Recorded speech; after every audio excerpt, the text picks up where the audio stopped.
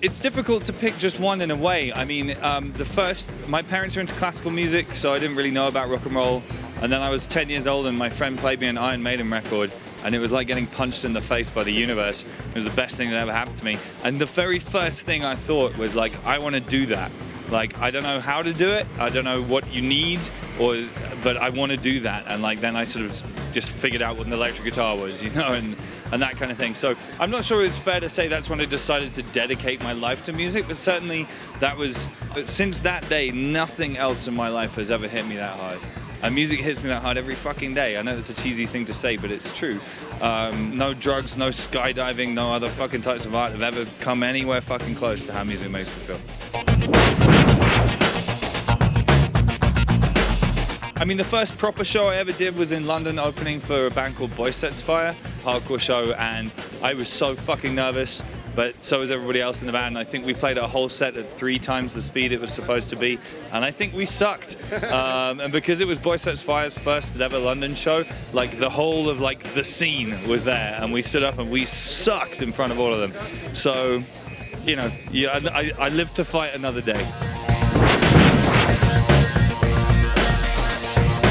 It's an interesting time. In a way, it's the same as it's ever been. I try and listen to new music. I try and find things that interest me and make me passionate, and then I try and write music myself that I find interesting, but that also moves forward from where I was before. I don't want to stay in the same place. That's boring. Actually, I think that's a dereliction of duty. As a writer, you should always be somewhere you're not comfortable, you know? But I mean, it's funny, like, I'm definitely, the number of people of my age group who are still doing this is getting smaller, like, as years go by. And like, I'm not going to name any names because I don't want to be rude, but like, maybe not last summer, the summer before, I was at a festival, and I suddenly realized I was being treated like a kind of older statesman by a lot of the other bands, because I was like 10 to 15 years older than all the other bands. And like, I didn't quite know how I felt about that. On the one hand, it was nice to be respected. On the other hand, I was like, fuck you, I'm still making records. Do you know what I mean? You know, I think that I have to continue to justify why people should be interested in me. I don't think that, you know, when you're like, hey, there's this new band, they're great, or you know, that's their second album that's going to be really exciting. I don't think that 7th album is very exciting like that. So, or at least not in and of itself. So I'm trying quite hard to remember that I have to justify why people should listen to me. Do you know what I mean? I don't want to just be like kind of fat and lazy and like, yeah, I've got an audience, that's cool. Fuck that. I want to find new people, say new things. The Mittens EP is kind of a companion piece for positive songs to negative people. Like, obviously the song Mittens is from that. The other songs from that were the songs from that writing period of time that sort of, I don't feel like they're worse songs in any way, but it's just when you track list an album, you're putting together like a 45-minute body of work, and what goes where, that's a difficult decision, and I do not think I've always got it right in my life, you know. There's a couple of decisions and some albums I've made where I'm like, why did I do that?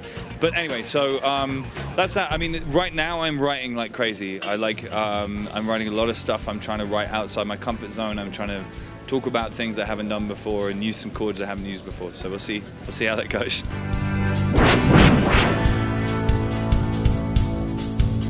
First of all, I'm sorry it took us that long to come. That time around when we were here, we did that show in Guadalajara and we did the Rebel Fest here. It was cool. We were all fucking exhausted. It was the end of a long year, and we were in Mexico for like 2.5 days, and it was like fly in, show, fly out. So it was great that we finally crossed the border. We didn't really like see any of Mexico, you know. The reason I'm here right now for these 3 days I have in Mexico City is to try and kind of like sort of build some foundations so that Mexico can be a country that is on my regular tour schedule. You know, I really want it to be that I come here often. So we're here now. I mean, I'm only playing Mexico City this time. Hopefully next time around we're going to do like a full Mexican tour. I don't know if that'll be solo or with the band. That's got a lot to do with finance and economics and shit, you know. But like, I would love it if Mexico became a place that was just as much on my tour schedule as America and Canada as well. You know, that would be cool.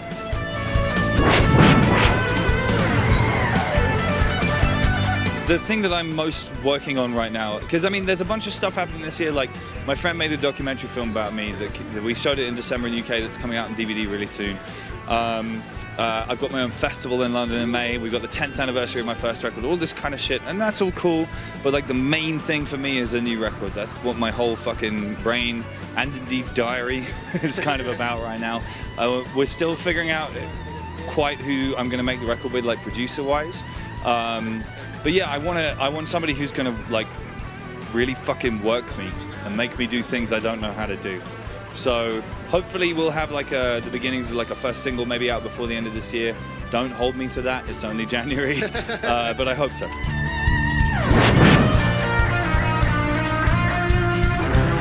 I actually, Tony's wife actually contacted Mike, who was putting together the compilation, and said that apparently Kira, Tony's daughter, and Tony were both fans of my stuff, and like, or at least Tony was kind of aware of my stuff through Kira or something like that. And basically she asked Mike if Mike would ask me to do Kira. And like, that's a fucking heavy email to get from Mike, you know. And obviously, I mean, I'm not gonna fucking say no. Yeah. So I worked on trying to find a way of doing that song some kind of justice. But it was a very kind of honor, but it's a strange one. It was a very sad occasion all around, and I miss that guy, but like, it was cool to have been asked.